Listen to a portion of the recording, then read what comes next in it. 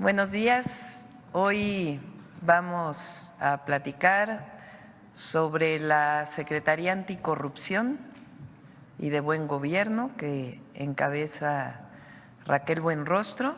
Nos va a explicar qué cambios tiene al pasar de la Secretaría de la Función Pública a Secretaría Anticorrupción y de Buen Gobierno. Y tenemos también a Noemí, que hoy es Día de Mujeres en la Historia y vamos a hablar porque hoy es el aniversario del voto de las mujeres, 71 aniversario del voto de las mujeres. Entonces Noemí nos va a hablar sobre ello, dado que el día de hoy además es Mujeres en la Historia. No, eso es mañana, ¿verdad? ¿O es hoy? Hoy, ¿verdad? Mujeres en la Historia, hoy. Bueno, entonces le voy a dar la palabra a Raquel, luego le voy a dar la palabra también a Noemí, de una vez porque me imagino el tema que vamos a tratar el día de hoy y vamos a darle su tiempo. Adelante, Raquel. Con su permiso, Presidenta. Si nos ayudan con la presentación, por favor. Bueno, primero les vamos a platicar de dónde estamos partiendo. Nosotros estamos partiendo ya de un primer piso de la cuarta transformación.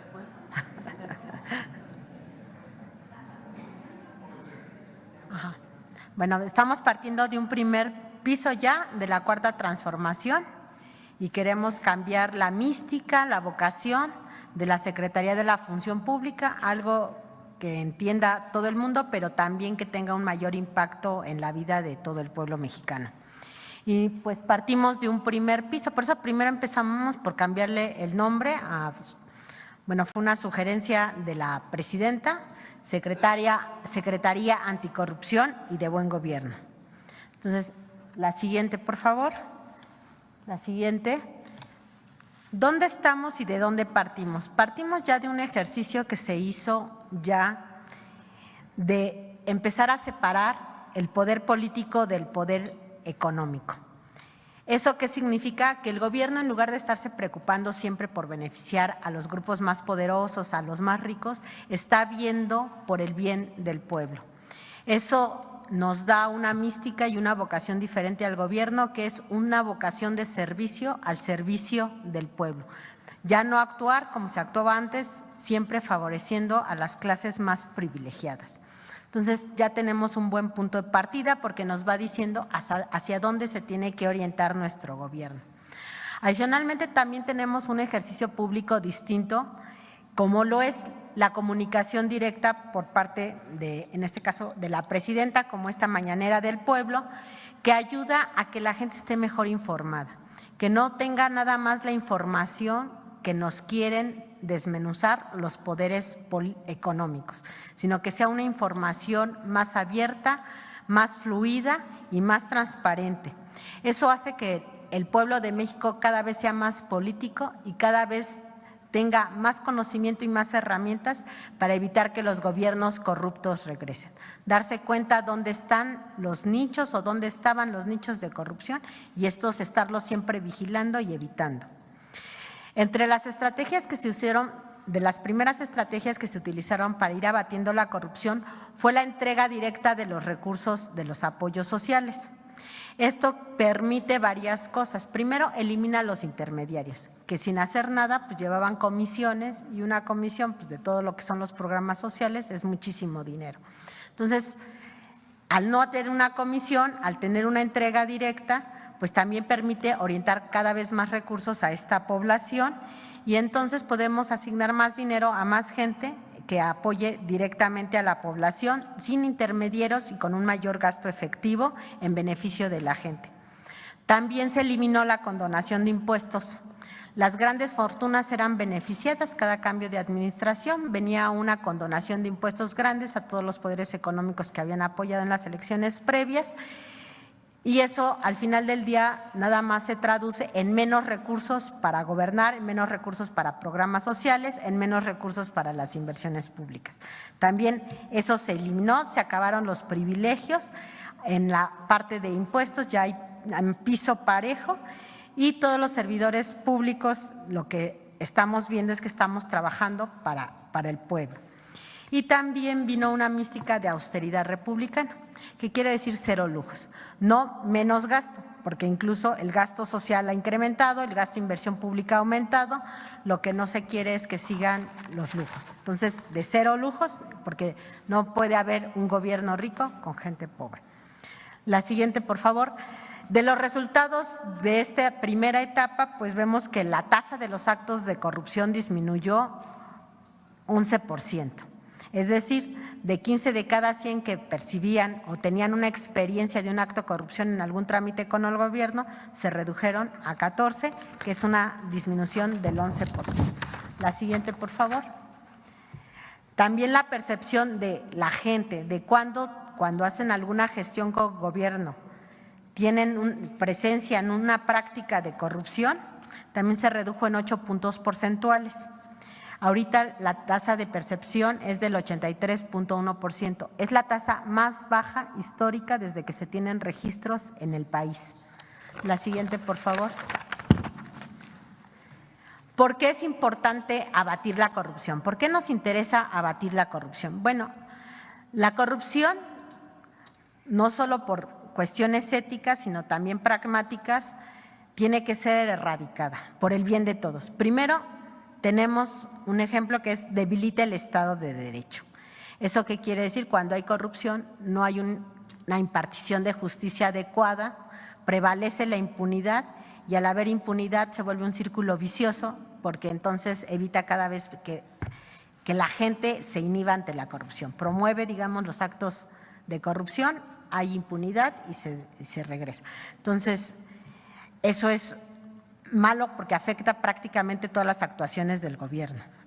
Inhibe las inversiones. Si alguien quiere venir a inversiones y se presenta que con los trámites tiene que hacer moches para hacer sus trámites ágiles, si siente que no caminan, no hay certidumbre jurídica de si le van a dar una autorización o no. Estamos hablando a todos los niveles, tanto de municipios, estados, gobierno federal, poder judicial, poderes legislativos, se complican las decisiones. Y al no haber inversiones o al no agilizar tampoco el dinero, pues hay cada vez menos empleo y menos desarrollo económico para el país.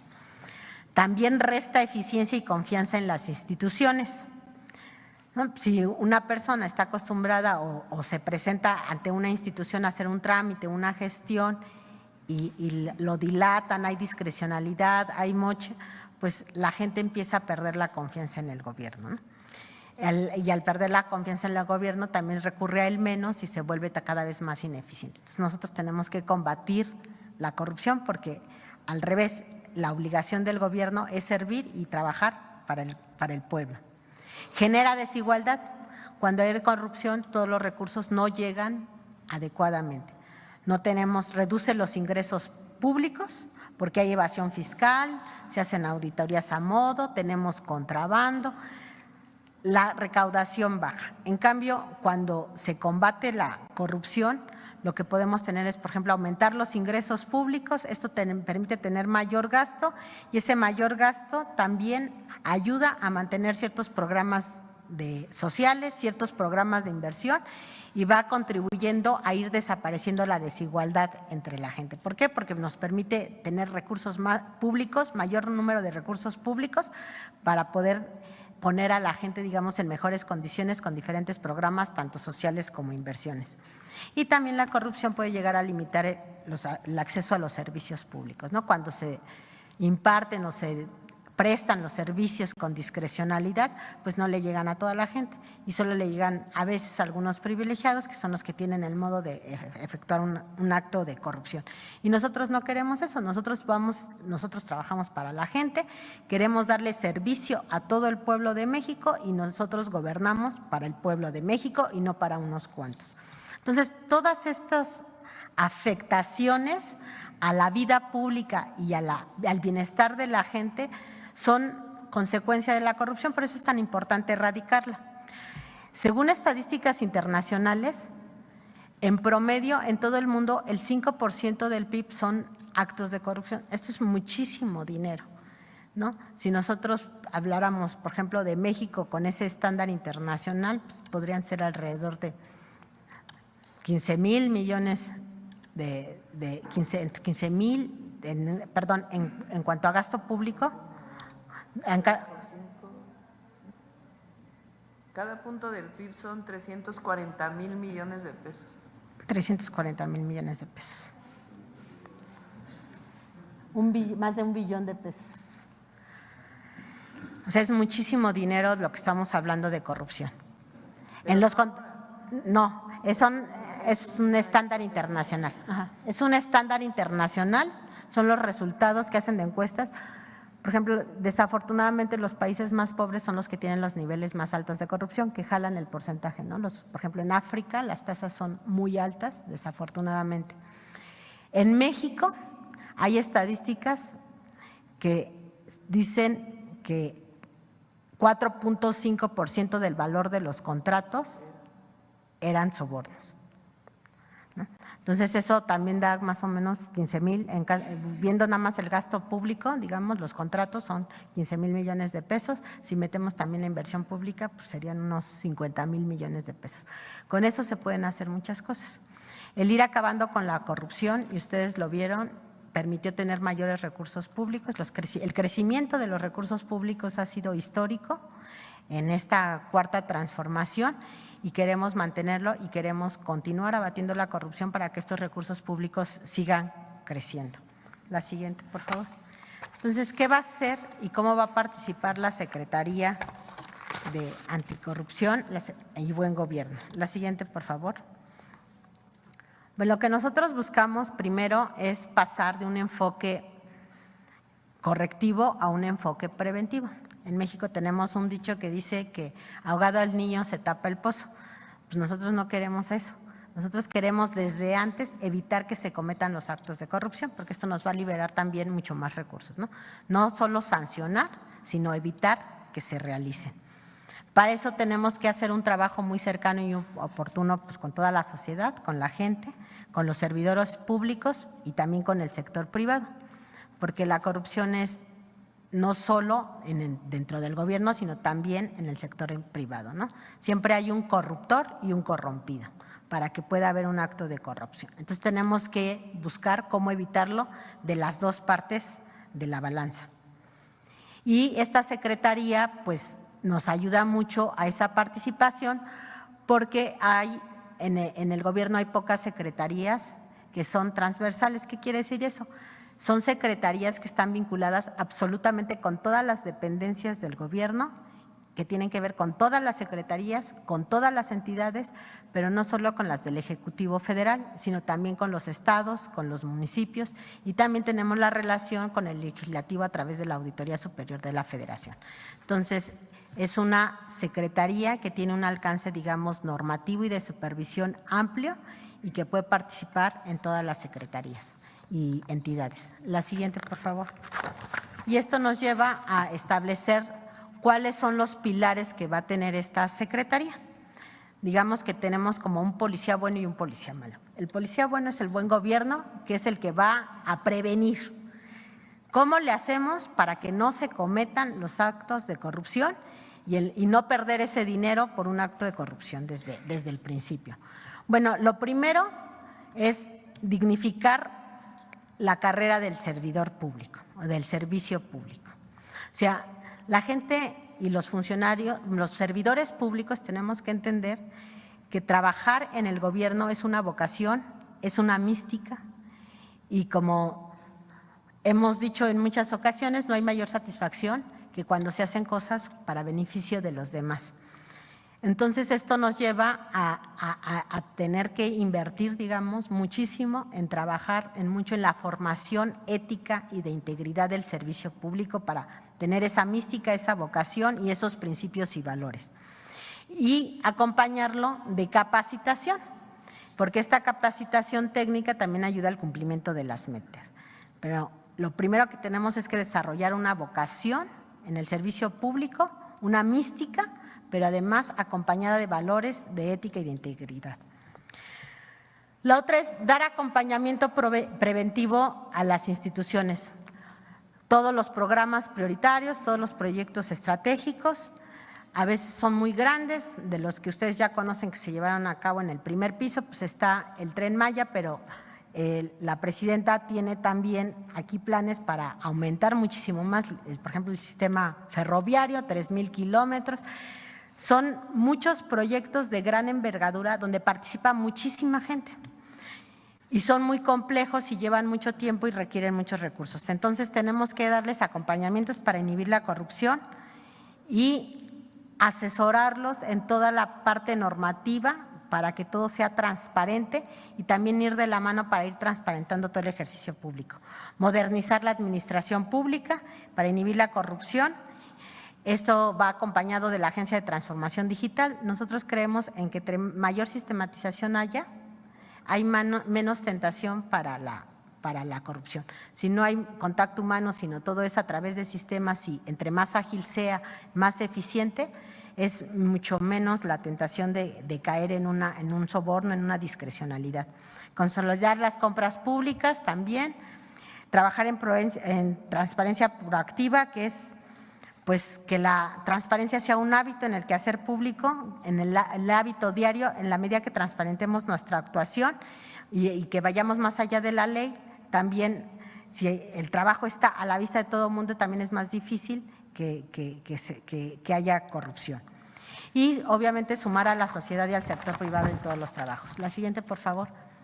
Y la área de anticorrupción es así, sería enfocar a los OICs en áreas de mayor impacto y relevancia. Son cosas que no se saben hacia afuera, pero luego la función pública resulta como en un aparato muy burocrático que hace trabajar mucho a las dependencias y las distrae de sus labores sustantivas. Entonces lo que queremos es tener no trabajar por trabajar, sino más focalizado y orientado siempre a acciones de mayor impacto y relevancia. Fortalecer la cultura de la denuncia, tanto en el sector público como en el sector privado, y garantizar la confidencialidad de las denuncias. Muchas veces no denunciamos. Entonces, la gente tiene también que ayudarnos a denunciar para lograr identificar más rápido los problemas. Realizar investigaciones que puedan inhibir la investigación, es decir, no hacer investigaciones al final o después, sino desde antes, ir viendo cómo va evolucionando el gasto público, evolucionando la prestación de servicios, evolucionando la percepción también de la gente, para que vayamos actuando y corrigiendo sobre la marcha. Y finalmente, combatir la impunidad. Tenemos que hacer que violar la ley sea más caro que cumplir la ley. Que no haya ningún incentivo para violar la ley. Ahorita para muchas empresas es más fácil decir incumplo con el contrato porque la penalización es muy baja y mejor digo que no tengo y con otra empresa lo vendo con una adjudicación directa a un precio más alto porque aparentemente hay un desabasto. Entonces tenemos que hacer mecanismos legales, jurídicos, con certidumbre, donde violar la ley sea más caro que cumplirla. La siguiente, por favor. La siguiente.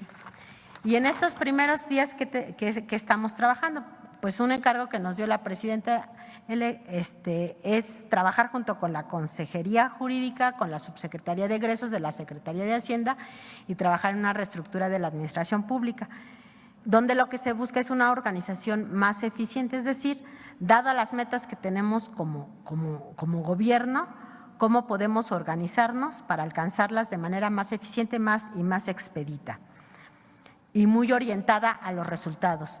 También vamos a llevar la parte de acompañamiento. Ya en los primeros días ya nos han instruido el acompañamiento ya a proyectos como el Tren Maya, el sector salud, seguridad alimentaria y entre otros. ¿Y cuál es la idea? Lo que decimos es ir de la mano con el ejercicio público para que se vaya viendo que se vaya ejerciendo de manera transparente y eficiente.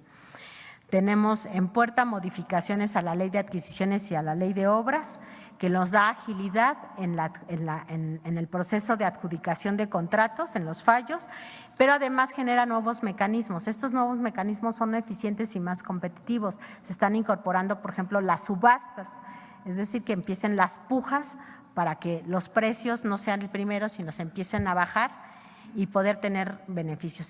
Ya hemos hecho algunos ejercicios y hemos logrado ahorrar hasta un 70% bajar el precio cuando se hace una subasta. También está el mecanismo de ofertas subsecuentes de descuento, que funciona de manera similar, o desarrollo de proveeduría muy específica. Por ejemplo, en el sector salud estaba muy cooptado por los prestadores de servicios integrales de salud, donde el intermediario era el que se llevaba toda la ganancia, los equipos, que son lo que realmente es más caro, que son los fabricantes, pues no tenían acceso directo, digamos, al gobierno, no vendían de manera directa, y el intermediario captaba todo el recurso y el servicio que prestaba el gobierno se elevaba muchísimo. Entonces, ahí tenemos que cambiar las formas de hacer las compras, cambiar las estrategias, y eso implica desarrollar proveeduría nueva. Si el fabricante no está acostumbrado a vender directamente al gobierno porque no instalaba en las salas, digamos, de hemodinamia, pues ahora tiene que hacerlo. Y luego la otra es trabajar también en ruedas de negocios de los compradores públicos. Nosotros también como compradores públicos, como gobierno, también apoyar a las pequeñas y medianas empresas y a las empresas sociales. Estos son, por ejemplo, las cooperativas. Otro tema de intermediarismo, por ejemplo, son las empresas que hacen servicios de limpieza, las empresas que proveen papelería, etcétera. Entonces, ver cómo le hacemos para que participen más las MIPYMES y no tener esos intermediarios que acumulan y que son los que acumulan la rentabilidad, y las pequeñas empresas, que son las que dan 7 de cada 10 empleos, pues tienen las rentabilidades menores, o las cooperativas u otro tipo de empresas. Y una queja, una solicitud de información que ha sido muy recurrente en estos primeros días de gobierno y muy reiterativa, es las quejas sobre la información histórica de Compranet. Ahí les platicamos, había un sistema de Compranet 5.0 que quedó obsoleto, y allí ese sistema obsoleto tenía los contratos de 2012 al 2022. Ahorita estamos trabajando para extraer toda esa información y ponerla a la vista. En los primeros 100 días van a tener ya toda la información en todo. La siguiente, por favor. Y otro tema es el futuro de la transparencia.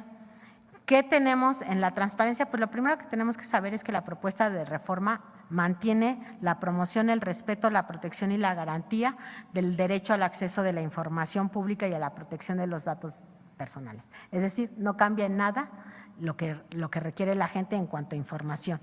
En caso de aprobarse esta reforma, pues nosotros ya estamos trabajando en una propuesta de ley general de transparencia que garantice que esta Secretaría pueda llevar a cabo todas estas funciones y al mismo tiempo que no sea juez y parte, con el involucramiento de otros entes públicos como son los tribunales administrativos.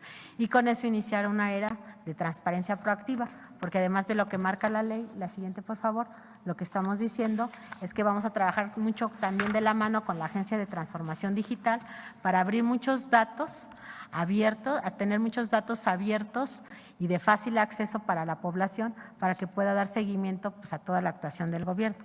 Entonces, en ese caso, ya con la transparencia, pues podemos también tener mucha claridad de que vamos a tener cero lujos, menos burocracia, más eficiencia. La digitalización simplifica y agiliza los trámites, y además los hace más transparentes y los hace menos proclives a la corrupción. Y lo que también va a ayudar, si nosotros tenemos una transparencia en la información, una mejor rendición de cuentas y una mayor confianza de la sociedad. La siguiente, por favor. Y por último, pues nada más decir que a dónde vamos o qué pretendemos con todas estas actuaciones, pues es incorporar en principio a la sociedad en la lucha contra la corrupción. Si no se involucra a la sociedad, podemos caer en otros gobiernos y regresar al pasado. Entonces, para evitar regresar al pasado, tenemos que trabajar juntos en esta lucha contra la corrupción. Esto nos lleva a mejorar los servicios públicos y de atención que reciben las personas. Con todas estas acciones preventivas, lo que buscamos es cerrar la puerta a la corrupción, cerrársela definitivamente y combatir la impunidad. Con todo ello y con un gobierno que sea íntegro, más eficiente y cada vez más cercano a la gente. Todo esto de la mano, y para eso ayuda también la transparencia, para que la sociedad y el pueblo sea involucrado y evalúe lo que el gobierno está haciendo. El pueblo manda y el gobierno es para el pueblo. Muchas gracias.